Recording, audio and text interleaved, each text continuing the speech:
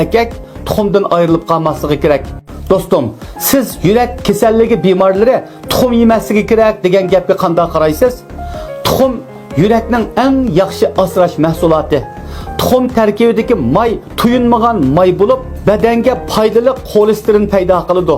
Bu yurakni asraydi. Shunga atdiganda birdan 2 gacha tuxum yeb bergan do'stlarning yurak sog'lomligi alohida yaxshi bo'ladi. Tuxumda oqsil, may, vitamin, turli ozuq moddalar mo'l bo'lgandan boshqa kuyji chiqadigan hayotlikmi bor. Shunga tuxumning ozuqlik qimmatiga qat'iy sal qarashga bo'lmaydi. Har xil fatvo chiqarib tuxum yemayotgan do'stlar chuqum tuxumni muvaffaq iste'mol qilib berishi lozim.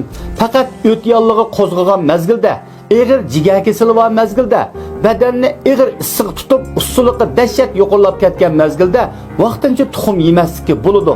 Ammo tuxum iste'molimizdan kam bo'lmasligi kerak. Bo'lapmi erkak tuxumdan ayrilib qolmasligi kerak.